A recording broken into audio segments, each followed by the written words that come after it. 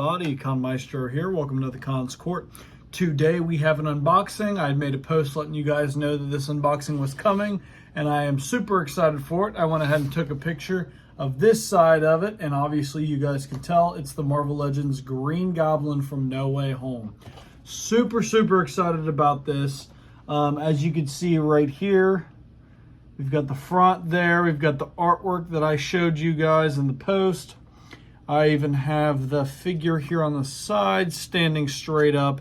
And then on the back, we also have Norman Osborn standing with his hand up. And it comes with the Goblin's mask and a hood that goes on top of his head. And it also comes with the glider and a stand for the glider for when you want to set him up. So let's get right into this and unbox this and check him out.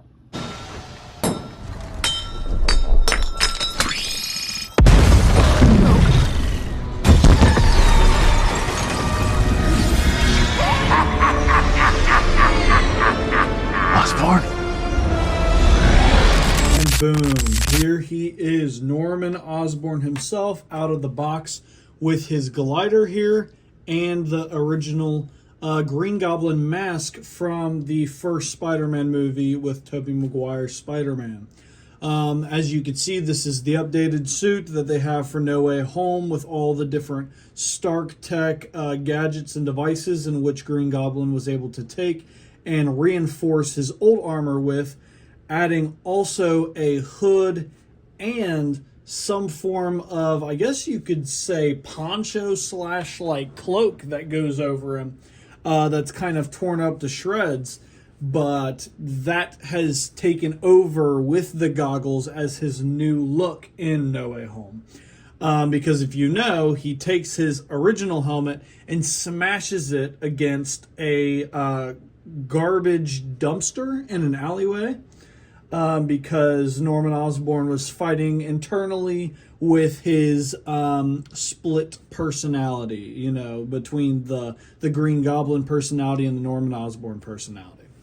So as you can see here, we've got Norman Osborn back in that Green Goblin personality with his goggles and hood, as I said.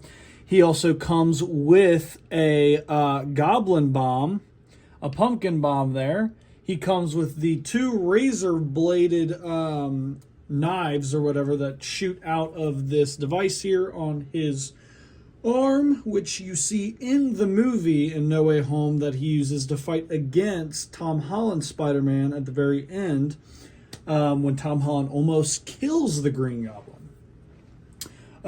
First things first, going off of the immediate critiques that I have for this action figure, like I always do for every figure that I do an unboxing for. First thing that I noticed when setting all of this up is immediately, I hate this stand for the glider. Absolutely despise it. And you might be asking why. Well, let me go ahead and explain it to you. That's why. So they have a little entry hole here for the bulb, but it does not click in. The bulb does not click in. The glider is meant to simply stay on it. You have to balance it. But if it comes unbalanced or the table shakes, it falls over. So I very much do not like this. I like the idea of it. It has multiple different ways in which you can set the glider. You can have the glider low. You can have the glider a little bit higher by going with a medium range. And you can have it all the way up in the air, allowing it to hover above the ground like you would want it to, just like it does in the movies. Problem being, like I said, the bulbs themselves do not actually stick in here. For a good example of what I think it should have done is basically the same thing as the head sculpt onto the neck bulb. The neck bulb clicks into the head sculpt and it allows it to stay on there no matter how much you shake it, move it, or change it. This here, on the other hand, it's just meant to simply sit on top of it. And like I said, if it becomes unbalanced, it falls over, which is not very good when you're trying to pose it anywhere on a shelf or in any other way. So me being a collector who poses my figures and puts them all up together, that is going to be very unfortunate for me. If you do the same with your action figures, that will be a problem. You may or may not need to find another stand for the glider, or you're going to have the glider kind of set like this, which I do not want to do just because it's not as cool. It doesn't look as good. You could also possibly try to set it up like that maybe. Or have it maybe going up a way, but there's not really any way for you to do that. Like I said, the only way you can really do it is using this. The best way I say you could do it is using this. This has been the best way that I've been able to figure out just by trying to set it up.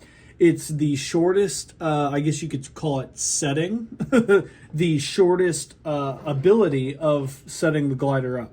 It's the shortest it goes. It's closest to the ground. You can have each side of the glider when you bend it up like this into battle mode, and you can basically set it almost to where there's 3 points of contact on the floor, allowing it to stay stable while you are posing your Green Goblin figure. That is the immediate critique in which I have. I do not have much of any other critiques at all, other than the fact that I noticed this figure does not come with any other hand sculpts or head sculpts.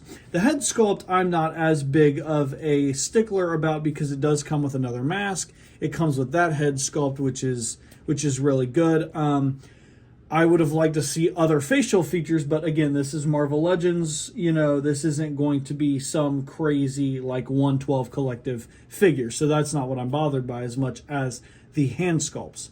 There is only one grasping hand for the pumpkin bomb and one closed fist hand for the bladed sided arm. So with that being said, there is not much other difference to his hands. If you wanted to pose him in any other way, having him with both fists, having him with 2 grasping hands or open hands, you will not be able to do that with this figure, unfortunately, due to the fact of the only one set of hands that it comes with. Everything else about this figure is very much perfect in my eyes. Everything else fits the criteria in which I would want a Green Goblin action figure to be. Like I said, we've got the hood here, and he also has his goggles. Now, very interesting thing about this figure is the fact that once you take the head out of the hood, you come to find that the goggles are not stuck on the head. They are actually, funny enough, an accessory that pops right off. So you're able to take off the goggles and you can have a regular Norman Osborn head sculpt, which is absolutely amazing. At first, it looked so well put together. It looked so well sat on his face when I opened the box.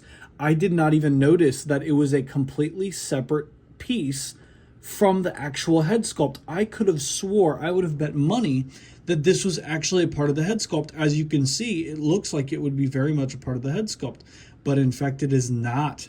That is actually an accessory, which I find to be absolutely amazing. I had absolutely no clue. That is super, super cool, and it saves it actually saves them money on making another head sculpt, with the goggles and then one without, by allowing you to take that off. So when it comes to the head sculpt problem, that pretty much solves itself.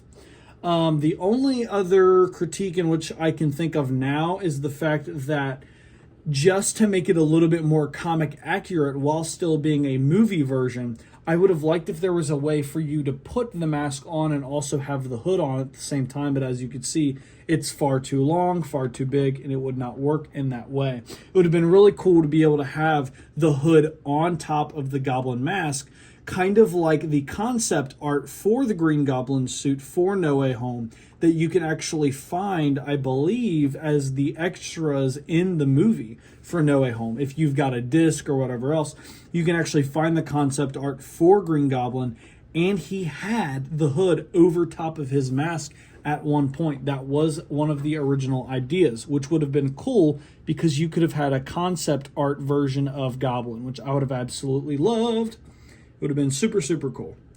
Now on to the mask on the actual figure. That looks badass. That looks super, super cool. I absolutely love this. It's very tight on there, and unfortunately, as you can see, there is no neck piece to kind of fix the fact that he has his mask on. If you remember the Green Goblin costume from the first Spider-Man movie with Tobey Maguire, he actually had a collar that went all the way up his neck and connected to the helmet. Unfortunately, due to the fact that they were basing it mainly off of the No Way Home Spider-Man Green Goblin, they did not add that onto the figure or give you a separate neck piece. Had they given you a separate neck piece that could change between that would have been awesome, because now, unfortunately, if you add the helmet, you can actually see the skin under there, which kind of takes away from having that helmet on there. But again, like I said, in the entire movie, he actually really doesn't have the mask on most of the time. We very, very shortly get to see the mask on Norman during the movie. So I think it is actually super cool that they even gave us that original mask. Which is honestly, that's my favorite part of this entire figure set here, is the mask. That mask it brings so much nostalgia. I absolutely love Tobey Maguire's Spider-Man. He is one of my favorite Spider-Man. I believe the best Spider-Man, especially the strongest. And I absolutely loved Willem Dafoe's Green Goblin and Norman Osborn in the first movie. So having that mask that's actually the mask I'm going to be having him posed up with. I absolutely love that mask. I would much rather have that mask on him than to have the Green Goblin set up like this. So when I have him up on my shelf with the rest of my collection, that is exactly how I'm going to be having this Green Goblin set up.